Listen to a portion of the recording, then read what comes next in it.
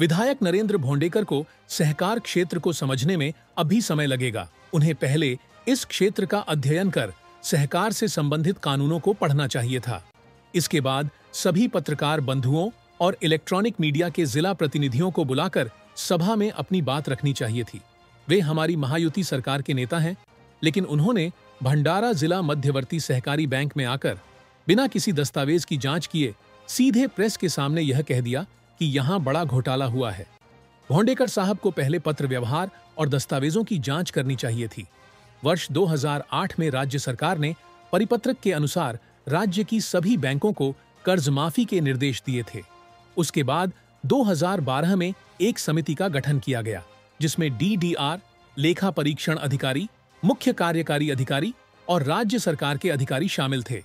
इस समिति ने 2014 में यह निर्णय लिया कि जिन बलूतीदार सहकारी संस्थाओं पर कर्ज बकाया है, उनकी सूची तुरंत शासन को भेजी जाए। लेकिन जब राज्य सरकार ने पैसा भेजा तो वह अपेक्षाकृत कम भेजा गया।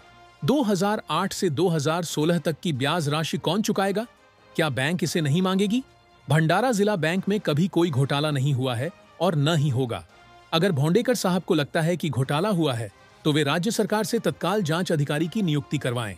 मैं पूरी जांच के लिए तैयार हूं और उसमें सहयोग करूंगा। तो काय सांगाल की आमदार नरेंद्र भोंडेकर यांनी बीडीसी बँकेवर आरोप केला आहे की करोडोचा घोटाळा झाला, त्याबद्दल? आदरणीय नरेंद्रभाऊ भोंडेकर यांना सहकार समजण्यास वेळ लागेल। त्यांनी सहकारात अभ्यासपूर्वक वाचन करून कायद्याची तरतूद वाचून त्या ठिकाणी सर्व पत्रकार बंधूंना आणि इलेक्ट्रॉनिक मीडियातील जिल्हा प्रतिनिधींना बोलावून सभागृहात त्या ठिकाणी बाजू मांडायला हवी होती।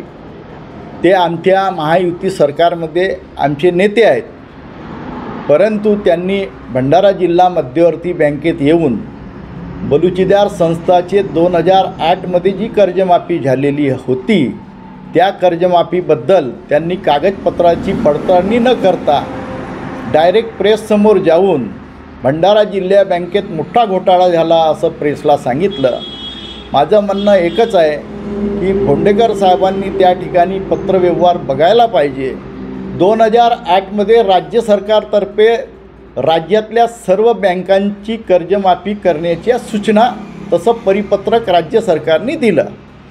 त्यानंतर 2012 मध्ये एक समिती स्थापन झाली की त्या ठिकाणी DDR,